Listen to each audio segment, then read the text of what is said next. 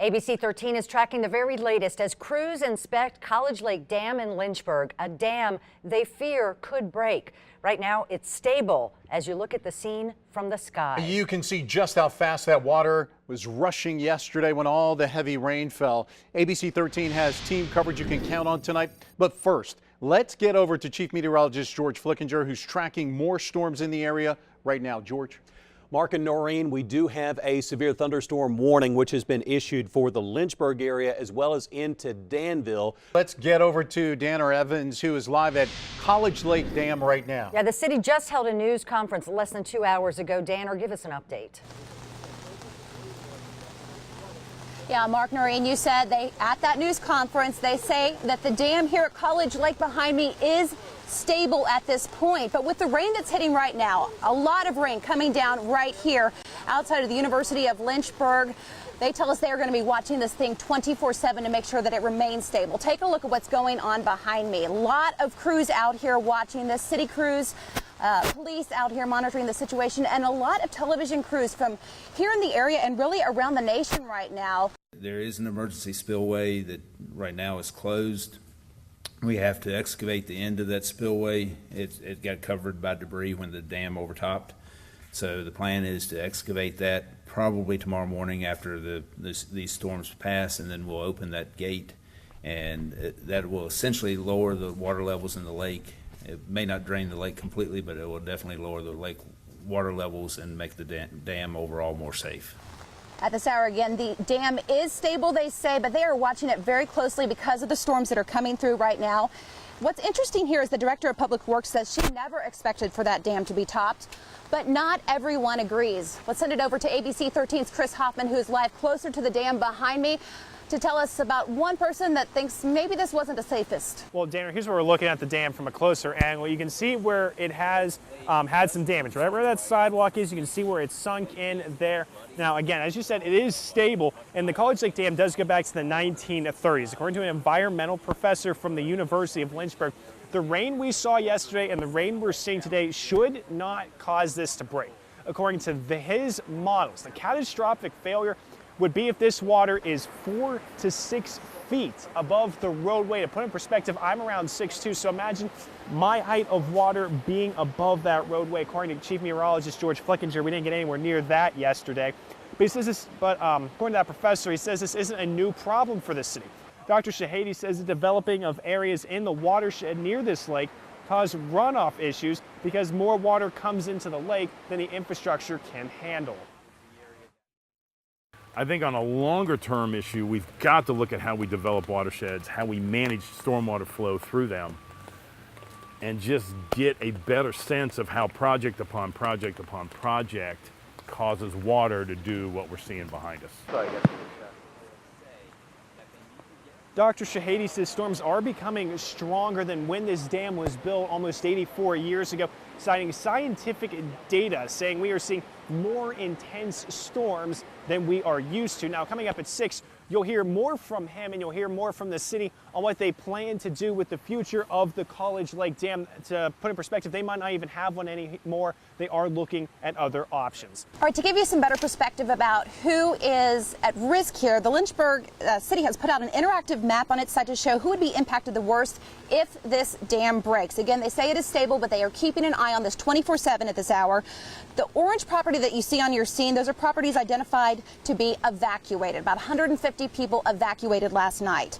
The blue is maximum probable flooding areas, and the yellow that you see on your screen right there is potentially impacted properties. So take a good look at how a breach of this dam could impact our city. That's right, Mark and Noreen. A lot of people have actually been able to make it back out here today to see the damage. I spoke with a couple of neighbors, and they tell me that a lot of disabled persons and senior citizens live on the first floor apartments. I would normally be pointing, but I have this huge umbrella, and they tell me that there's a lot of damage in these apartments. That water was rushing in so fast yesterday that fire crews and neighbors had to jump into action. It was like a solid river. The neighbors at 37 West Apartment say they've never seen anything like yesterday's storm. You're just paralyzed. You no can't. warning, and so fast, and all of a sudden you're in it. And you don't know what to do. This doesn't even look like the home I left. This looks like a big garbage dump right now. This is Patty Hudgens' first time seeing her apartment after the flood. I'm overwhelmed because I don't know where to even start. This morning, a few of the neighbors were cleared to go back into their apartments to grab a few things. The units are still not livable at this point. I did speak with the managers here at 37 West, and they tell me Every county is under a flash flood warning, and you can see why. This area of Brandon and Franklin looked like a river. It was blocked off for most of the day. It actually just opened up minutes ago. You can see there's some traffic going through here, but this is what it looked like at 2 p.m. today. The water was rushing through this area, and a Roanoke police sergeant actually told me that an underground viaduct comes out in this area. And the viaduct actually starts back at Tanglewood Mall, which, as you saw, was very flooded today. We're also very close to the Roanoke River, which the National Weather Service predicts could get up to 19 feet tonight. Dan or Noreen, Lynchburg Water Resources is on high alert. If you take a look over here at the road, this is where a lot of water was accumulating earlier. It's kind of started to recede now, but back over here near the other side of College Lake, this is where water levels are starting to get a little bit higher. Now today, Water Resources engineers have been checking College Lake water levels hour by hour. They say right now the level's not too alarming. This is video I took earlier of one of those inspections. Water Resources says they're making sure the structure is sound. They're also checking to make sure the emergency valve that was open earlier this year in August during those torrential downpours is working properly. Tonight, the situation in Danville is also really bad. If you don't have to get out on the roads right now, the emergency officials are urging you not to. This is how things look on Arnett Boulevard and Riverside Drive, and you can see the road is just filled with water there.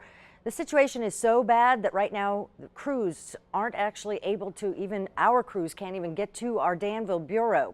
Welcome to a special edition of Good Morning Virginia as we track snow coming into our A whole lot of white showing up in the radar, and where we have the brighter whites color coded for you here, like Martinsville, Danville, toward Franklin County, Floyd County, Blacksburg, those are some of the heavier bands of snow, and this right here is by far the heaviest batch of snow that we've seen so far. Hey, good morning, guys. It is getting pretty snowy out here. As you can see, we've got the camera on the road right now. I'm behind the wheel. We're seeing a lot of accumulation. We've been driving since about 4 this morning or so, and we're just now getting to Martinsville.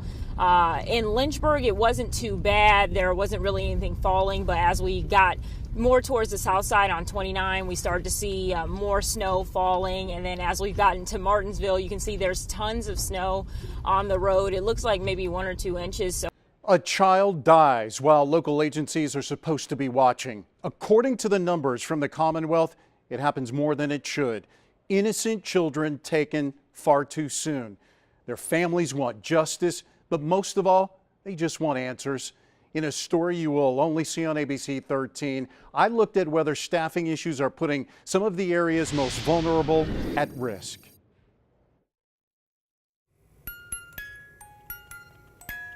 This should be the safest place for a child.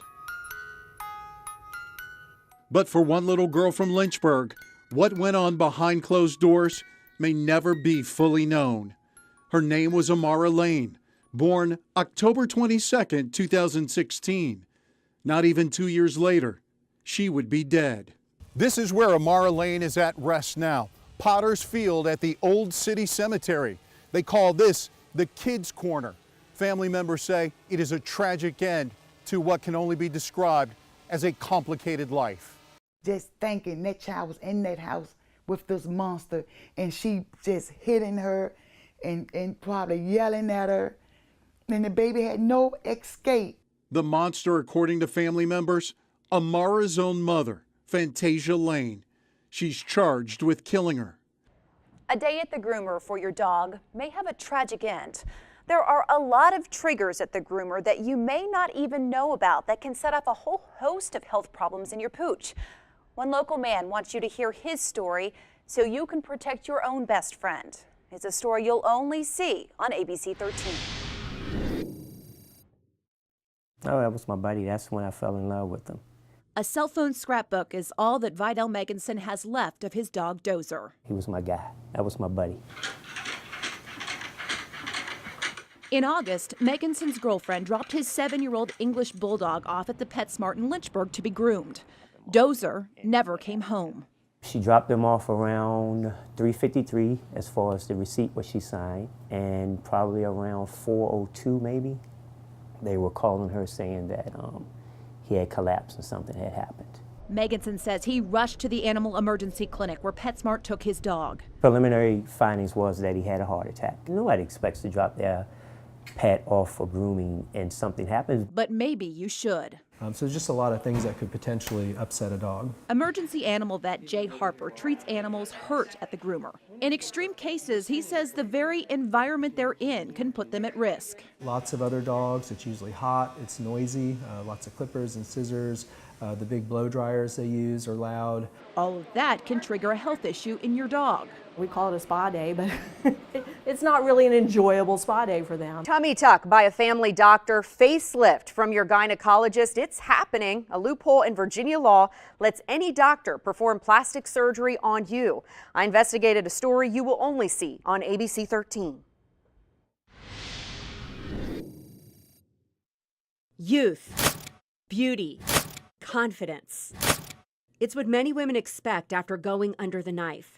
But for Sue Penn Bear, it was embarrassing.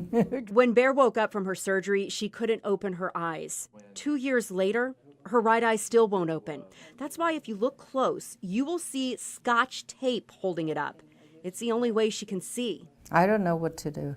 Bear went to a Fairfax surgeon to have fat removed from her eyelids. Her attorney, Gary Mims, says the surgeon wasn't qualified and cut a muscle in her eye, leaving it permanently damaged. You're not told that bad a thing can happen when you start. Laura Jones is dealing with a similar issue. She says the doctor who did her tummy tuck wasn't even a board-certified plastic surgeon and did the procedure in his office. Jones says she got a serious infection during that procedure and even woke up in the middle of it. And that one, he said, "Oh my God, she woke up. Give her something." And then I went back out. She was very sick. She could have died. Doctors I spoke with say this happens because a loophole in state law lets doctors with no training perform complicated plastic surgeries. Congressman Tom Garrett shot down Politico's report that he's not running for re-election today. He made it actually very clear that he will run to retain his seat in the 5th District. ABC 13's Chris Hoffman joins us with Garrett's message today. I've never lost, not going to start this year. Bold words coming from the Republican from the 5th District during a Facebook Live today after a report in Politico came out saying he wasn't running for re-election. He discussed possible election decisions with his family yesterday, one of which was not running. These thoughts have crossed everybody's mind who's here, if they're here for the right reasons. Representative Garrett says his first term is a lot of learning about how bureaucracy works, a process he's not always happy with.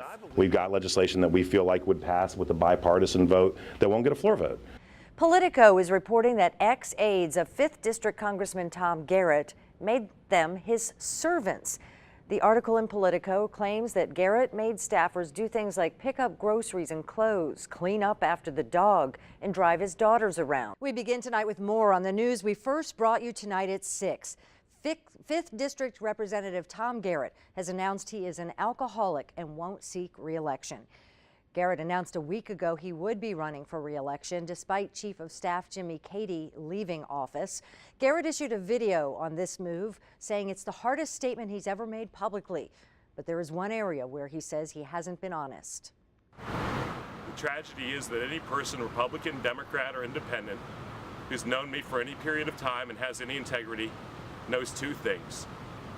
I am a good man, and I'm an alcoholic. I am Mark Spain, anchor at ABC 13 News right here in Lynchburg. Thank you for being with us. You are looking at a former foster child, a great-grandson of slaves and sharecroppers from Orange County, Virginia. Next month is the deadline for the president to extend the waiver on sanctions suspended by the Iran nuclear deal. The question goes to you, Mr. Jackson, first.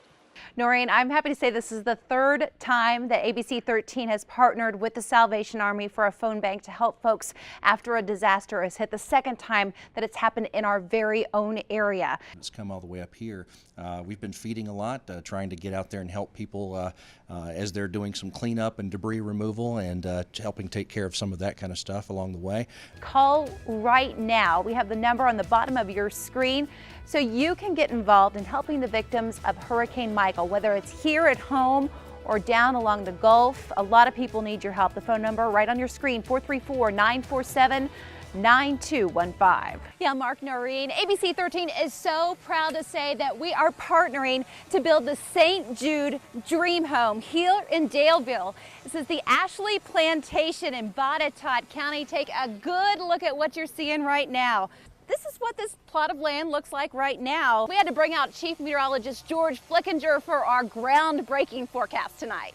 Danner, we have perfect weather for the groundbreaking tonight. The sun is shining, the temperatures are warm, but not too bad out there. It's going to be a little warmer tomorrow, but right now we have temperatures low to mid 80s. You probably had the air conditioner on today. And Rich, let's fire up Sky 13 and we're going to take a look. This is a live look at where we are at the property, and this is just a beautiful property site. Where we are is in a beautiful area because when you take a look to the west, you can see the mountains. This home is going on just a gorgeous plot of land.